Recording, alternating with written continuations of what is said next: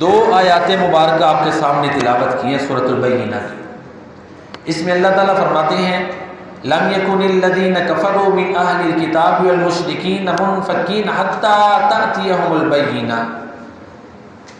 کافر جو مشرکوں میں سے تھے اور جو اہل کتاب میں سے تھے اس وقت تک وہ کفر سے شرک سے باز آنے والے نہیں تھے جب تک ان کے پاس ایک واضح دلیل نہ آ جاتی۔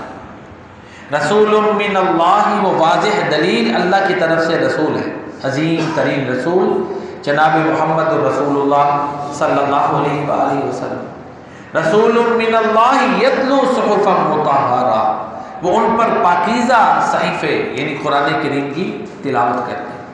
تو ان دو آیات میں بڑی واضح جو ہے نا ہمیں ریزننگ نظر آتی ہے کہ نبی کریم صلی اللہ علیہ وسلم کا بھیجنا کتنا ضروری تھا۔ اب دیکھیں، میں اکثر یہ عرض بھی کرتا ہوں، تین ہی بڑے جو تھے نا مذاہب تھے، ادیان مذاہب کہیں گے، تین بڑے مذاہب تھے جو الہامی تھے، ایک یہود، دوسرے نصارہ اور تیسرے جو اپنے آپ کو ابراہیم علیہ السلام کے پیروکار کہتے تھے، مشرکین۔ اگرچہ زبور کے ماننے والے تھے لیکن وہ سائیڈ لائن پہ تھے، اتنے مؤثر نہیں تھے۔ یہ تین زیادہ پرومیننٹ تھے کیونکہ مشرکین مکہ خانہ کعبہ کے خادمین تھے، یہود اور نصارہ کا علم وہ جو ہے بیت المقدس وہاں پر انہی کا اثر و رسوخ بھی تھا اور علمی طور پر بھی لوگ ان کو مانتے تھے۔ یہ تینوں کے تینوں بڑے جو مذاہب تھے یہ بہت چکے تھے۔ اب ضرورت تھی کہ نبی رحمت للعالمین صلی اللہ علیہ وآلہ وسلم تشریف لائیں اور ان کی اصلاح کریں، کیونکہ ساری انسانیت گمراہی میں تھی۔ وَإِن كَانُوا مِن قَبْلُ لَفِي ضَلَالٍ مُبِينٍ، اور یقیناً اس سے پہلے یہ لوگ کھلم کھلی گمراہی میں تھے۔ چوتھا پارہ اللہ فرماتے ہیں لَقَدْ مَنَّ اللَّهُ عَلَى الْمُؤْمِنِينَ إِذْ بَعَثَ فِيهِمْ رَسُولًا مِّنْ أَنفُسِهِمْ يَتْلُو عَلَيْهِمْ آيَاتِهِ وَيُزَكِّيهِمْ وَيُعَلِّمُهُمُ الْكِتَابَ وَالْحِكْمَةَ وَإِن كَانُوا مِن قَبْلُ لَفِي ضَلَالٍ مُبِينٍ۔ یقیناً اللہ تعالیٰ نے مومنوں پر انعام کیا کہ اس نے ان میں سے ایک رسول بھیجا، وہ عظیم ترین رسول ان پر اس کی آیات کی تلاوت کرتا ہے، انہیں کتاب و حکمت کی تعلیم دیتا ہے اور انہیں پاک کرتا ہے، اور یقیناً اس سے پہلے یہ سارے لوگ کھلم کھلی گمراہی میں تھے۔ بلکہ سورہ آل عمران میں تو اللہ تعالیٰ فرماتے ہیں وَكُنْتُمْ عَلَى شَفَا حُفْرَةٍ مِّنَ النَّارِ، تم جہنم کے آگ کے گڑھے کے کنارے پر تھے۔ فَأَنْقَذَكُم مِّنْهَا، اللہ نے نبی رحمت للعالمین صلی اللہ علیہ وسلم کو بھیجا، انہوں نے تمہیں رستہ سیدھا دکھایا، جنت والا رستہ دکھایا، تو اس طرح تمہیں اللہ نے آگ سے نجات دی۔ ان آیات کو ہم سامنے رکھیں تو نبی رحمت للعالمین صلی اللہ علیہ وآلہ وسلم کے بھیجنے کی ضرورت کیا تھی بڑی واضح ہوتی ہے۔ اب میں تھوڑی تفصیل آپ کے سامنے رکھتا ہوں کہ اس وقت حالات میں کیا کیا بگاڑ تھا اور کس طرح پھر نبی رحمت للعالمین صلی اللہ علیہ وسلم نے اصلاح فرمائی۔ یہودیوں کو لے لیں، یہ موسیٰ علیہ السلام کے پیروکار تھے، اور پچھلے سے پچھلے خطبات جمعہ میں جب ہمارا موضوع یہ رہا کہ ازدواجی زندگی میں سب سے زیادہ جو نقصان پہنچانے والی چیز ہے وہ جادو بھی ہے، ٹھیک ہے، ان میں سے سر فہرست ہے۔ اس میں آپ سن چکے کہ یہودیوں نے جہاں اللہ کی شان میں گستاخی کی کہ اللہ کے بھی گستاخ ہیں، استغفر اللہ۔ اب حضرت ابوبکر صدیق رضی اللہ تعالیٰ عنہ نے جب ان کی وہ تعلیم گاہ میں درس گاہ میں تشریف لے گئے تو ان کا فنحاس نامی وہ ایک یہودی عالم تھا، اس نے اللہ تعالیٰ کے اوپر اعتراض کیا کہ اللہ ہمیں کہتا ہے سود نہ دو تو خود کہتا ہے قرضہ سود پہ دو، نعوذ باللہ من ذالک۔ پھر حضرت ابوبکر صدیق رضی اللہ تعالیٰ عنہ نے اس کو تھپڑ مارا، بڑا مشہور واقعہ ہے یہ۔ سارے ظاہر ہے وہاں پر سارے یہودی تھے، آگے نبی کریم صلی اللہ علیہ وسلم کے پاس ابوبکر صدیق رضی اللہ تعالیٰ عنہ کے خلاف احتجاج کرتے ہوئے، تو اللہ نے قرآن اتار دیا اور ابوبکر صدیق رضی اللہ تعالیٰ عنہ کی صداقت اللہ نے بیان کر دی۔ اللہ چوتھے پارے سورہ آل عمران کا سیکنڈ لاسٹ رکوع ہے، اس کی پہلی آیت اللہ فرماتے ہیں لقد سمع اللہ قول الذین قالوا ان اللہ فقیر ونحن اغنیاء سنکتب ما قالوا وقتلهم الانبیاء بغیر حق ونقول ذوقوا عذاب الحریق۔ یقیناً اللہ نے ان لوگوں کی بات سن لی جنہوں نے یہ کہا کہ اللہ فقیر اور ہم غنی ہیں، معاذ اللہ۔ تو یہودیوں کا عالم تو یہ تھا کہ وہ اللہ کے گستاخ، نبیوں کے قاتل اور نبیوں کے گستاخ، نبیوں کی کردار کشی کرنے والے سلیمان علیہ السلام کو نبی کی بجائے انہوں نے جادوگر ڈکلیئر کیا، داؤد علیہ السلام کے کھاتے میں انہوں نے اسکینڈل ڈال دیا۔ یعنی یہ یہودیوں کا حال ہے، جنہوں نے کتاب کے پیچھے چلنا تھا جادو کے پیچھے چل پڑے، جنہوں نے توحید سکھانی تھی کہا عزیر اللہ کے بیٹے ہیں۔ تو لہٰذا یہودیوں میں یہ بگاڑ کی میں چند شکلیں آپ کے سامنے رکھ رہا ہوں۔ ضرورت تھی کہ نبی رحمت للعالمین صلی اللہ علیہ وسلم تشریف لائے اور انسانیت کی اصلاح کرے۔ پھر اسی پر بس نہیں، اپنے ہاتھوں سے لکھتے، کوئی ٹیکسٹ لکھتے، کوئی متن لکھتے، اس کو کلام تو نہیں نہ کہیں، ٹیکسٹ متن لکھتے اور کہتے معاذ اللہ یہ اللہ کی طرف سے ہے۔ قرآن نے یہ بیان کیا، فویل للذین یکتبون الکتاب بایدیہم ثم یقولون ھذا من عند اللہ لیشتروا بہ ثمنا قلیلا۔ یعنی اتنے بدبخت تھے کہ دنیا کا تھوڑا سا مال حاصل کرنے کے لیے اپنی تورات کا متن ہی بدل دیتے تھے۔ مانا یا تعویل کرنا تو دور کی بات ہے نا، کہ کوئی گنجائش آگے پیچھے کھینچ تان کے متن ہی بدل دیتے تھے۔ عیسائی، یہ تو یہودیوں کی حالت تھی، لہذا عرض یہ کر رہا ہوں کہ حالات تقاضا کرتے تھے کہ آخری نبی تشریف لائیں، جنہوں نے دنیا کو سمجھانا تھا ان کا یہ بگاڑ کا عالم ہے۔ نصارہ عیسیٰ علیہ السلام کو انہوں نے کہا کہ اللہ کا بیٹے ہیں، اللہ کے بیٹے ہیں، شرک فی الذات کے قائل ہو گئے۔ پھر اس کے علاوہ انہوں نے اپنے جو احبار اور رہبان تھے انہیں اللہ کے علاوہ رب بنا لیا۔ سورہ توبہ، اتخذوا احبارهم ورهبانهم اربابا من دون اللہ۔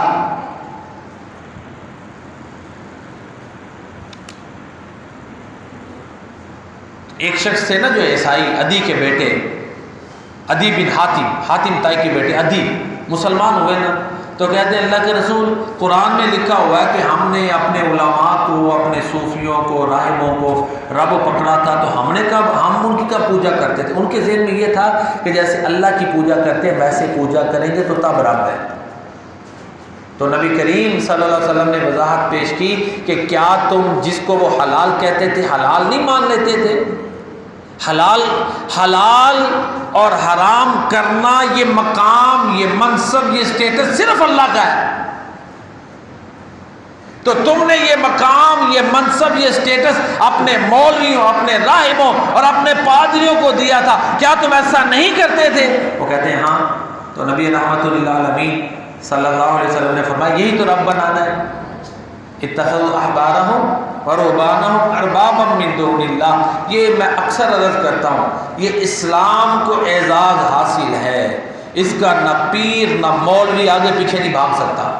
قرآن پیش کرنا اس کے اوپر لازم ہے، حدیث پیش کرے گا، اس سے آگے پیچھے ہوگا تو وہ غلط ہے۔ اور قرآن اصلی حالت میں محفوظ ہے، حدیث سنت اصلی حالت میں محفوظ ہے۔ اللہ نے قرآن اور سنت کو اصلی حالت میں محفوظ اس لیے رکھا ہے کہ لوگ ہر دور میں، ہر زمانے میں، ہر وقت میں ان سے رہنمائی لیں۔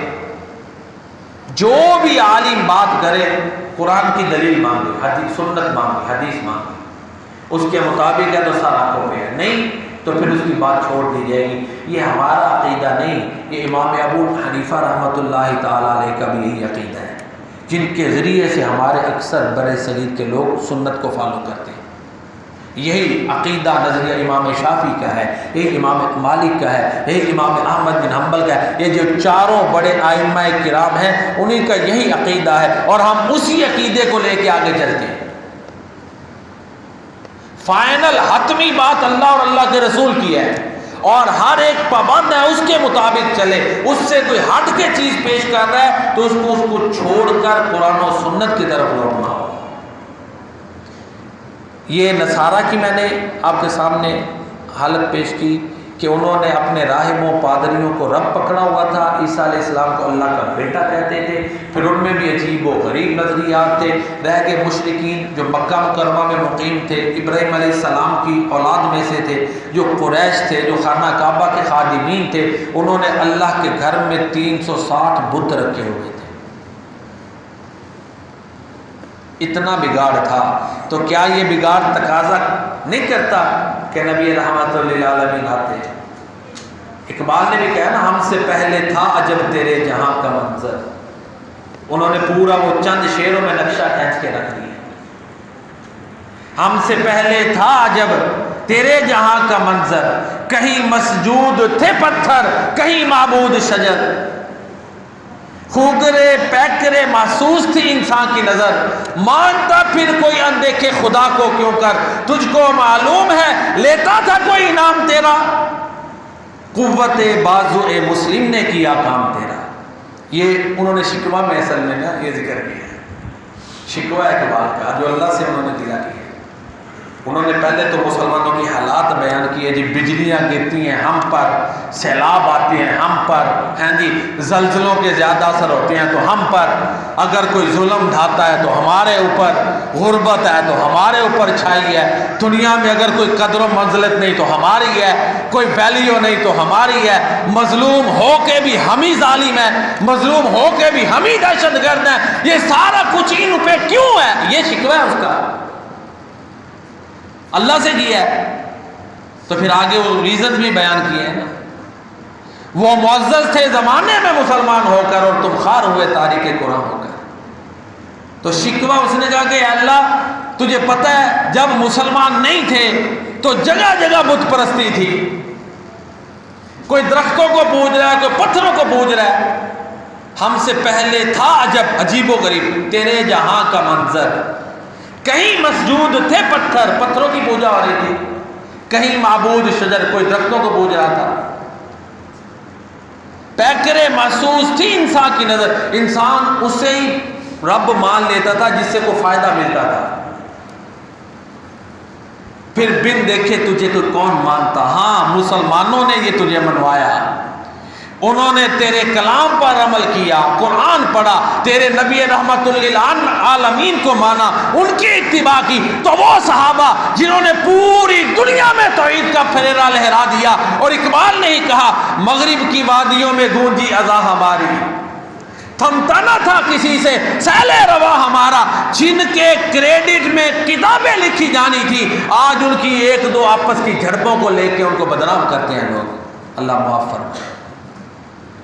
تو بہرحال پھر میں اصل موضوع کی طرف آتا ہوں۔ تو یہ حالات تھے، کوئی درختوں کو پوج رہا تھا، حالی نے بھی کہنا قبیلے کا ایک بت جدا تھا، ہر قبیلے نے الگ الگ بت بنایا ہوا تھا، کسی کا حبول اور کسی کا صفا تھا، یہ عزا پہ اور وہ نائلہ پہ فدا تھا، اس طرح گھر گھر نیا خدا تھا، نہاں ابر ظلمت میں تھا مہر انور، اندھیرا تھا فاراں کی چوٹیوں پر۔ یہ حالات تھے، دنیا شرک میں ڈوبی ہوئی تھی، دنیا بگاڑ میں ڈوبی ہوئی تھی، دنیا اتنے بگاڑ میں تھی کہ اس کا علاج صرف ایک ہی تھا کہ نبی رحمت للعالمین صلی اللہ علیہ وسلم آتے اور ان کی اصلاح کرتے۔ یہ میں نہیں کہہ رہا، یہ قرآن ہے، یہ قرآن سے ہمارا عقیدہ ہے بھائی۔ سورہ بینہ کی میں نے شروع میں 2 آیتیں پڑھی ہیں، لم یکن الذین کفروا من اہل الکتاب ولا المشرکین منفکین حتی تأتیہم البینہ رسول من اللہ یتلو صحفا مطہرہ۔ جب تک نبی رحمت للعالمین تشریف نہ لاتے لوگوں کا بگاڑ درست ہونا ہی نہیں تھا۔ اب آپ دیکھیں مختلف میدان دیکھیں جن میں بگاڑ تھا، حج میں بگاڑ، انہوں نے حج جیسی عبادت جو ابراہیم علیہ السلام نے سکھائی تھی، دیکھیں حج کی روح کیا ہے، تلبیہ ہے، اس کو پڑھے تو ایک سکون لذت کہ اللہ کی توحید کے کلمات ہیں۔ مومن کو تو وہ بڑے پیارے کلمات ہوتے ہیں نا، ایمان بڑھتا ہے، لبیک اللہم لبیک لا شریک لک لبیک ان الحمد والنعمت لک والملک لا شریک لک۔ یہ تلبیہ انہوں نے بگاڑ دیا، الا شریکن ہوا لک، یہ آگے بڑھا دیا۔ یہاں سے اندازہ لگائیں کہ کتنا بگاڑ پیدا ہو چکا تھا۔ یا اللہ تیرا کوئی شریک نہیں، ہاں جسے تو بنا لے، یہ انہوں نے خود بڑھایا تھا۔ نبی رحمت للعالمین صلی اللہ علیہ وآلہ وسلم نے آ کے تلبیہ کے کلمات ان کو درست سکھائے۔ وہ مزدلفہ میں نہیں جاتے تھے، قریش ادھر اپنے آپ کو کہتے تھے ہم قریشی ہیں جی، اپنے لیے انہوں نے ایک نمایاں، حج میں بھی اپنے لیے نمایاں مقام متعین کیا ہوا تھا۔ اللہ نے سورہ بقرہ میں حکم دیا ثم افیضوا من حیث افاض الناس، جہاں لوگ جاتے ہیں نا اور واپس آتے ہیں، تم نے بھی وہاں سے جا کے واپس آنا ہے۔ یہ نہیں کہ تم کو ہم نے جانا ہی نہیں، ہم قریشی نہیں، ہم دین کے معاملے میں سخت نہیں، کوئی سب برابر ہے، کوئی کسی کو جو ہے نا امتیازی مقام حاصل نہیں۔ یہ اصلاحات کی نبی رحمت للعالمین صلی اللہ علیہ وسلم نے حج کی عبادت میں کچھ لوگ برہنہ حج کرتے تھے، اللہ نے قرآن اتارا خذوا زینتکم عند کل مسجد، پھر حج کی جیسی عبادت جس میں تقریباً سب کچھ شامل ہوتا ہے، وہ کرنے کے بعد کیا کرتے؟ میلہ لگا لیتے، میلے میں پھر اپنے آباء و اجداد کے کارنامے شروع کرتے، وہ اللہ جس کے گھر کی انہوں نے زیارتیں کی، جس کی وحدانیت کے کلمے پڑھے، چاہیے تو یہ تھا کہ بیت اللہ کے اوپر باتیں کرتے، حج جیسی عبادت کے بارے میں باتیں کرتے، اپنے ایمان کو بڑھاتے، وہ اپنے آباء و اجداد کی تعریفیں کرتے تھے۔ اللہ نے قرآن میں روک دیا فَإِذَا قَضَيْتُم مَنَاسِكَكُمْ فَاذْكُرُوا اللَّهَ كَذِكْرِكُمْ آبَاءَكُمْ أَوْ أَشَدَّ ذِكْرًا، اپنے آباء و اجداد کی تعریفیں نہ کیا کرو، اپنے رب کی تعریفیں کیا کرو۔ یہ اصلاحات کی نبی رحمت للعالمین صلی اللہ علیہ وسلم نے آ کر، پھر اسی طرح حج کرنے کے بعد کچھ رسمیں تھیں، کچھ لوگ تھے اپنے گھر کے جو سیدھا دروازہ ہے اس کی بجائے بیک سے اوپر چڑھ کے آتے، تقوی کی علامت بنایا ہوا تھا، اپنی طرف سے رسم تھی۔ اللہ نے فرمایا وَلَيْسَ الْبِرُّ بِأَن تَأْتُوا الْبُيُوتَ مِن ظُهُورِهَا وَلَكِنَّ الْبِرَّ مَنِ اتَّقَىٰ، سورہ بقرہ دوسرا پارہ، کہ یہ کوئی نیکی نہیں کہ آپ گھر کی پچھلی جانب سے چڑھیں گے تو آئیں گے تو پھر یہ نیکی ہوگی، نہیں، نیکی تقوی اختیار کرنے سے۔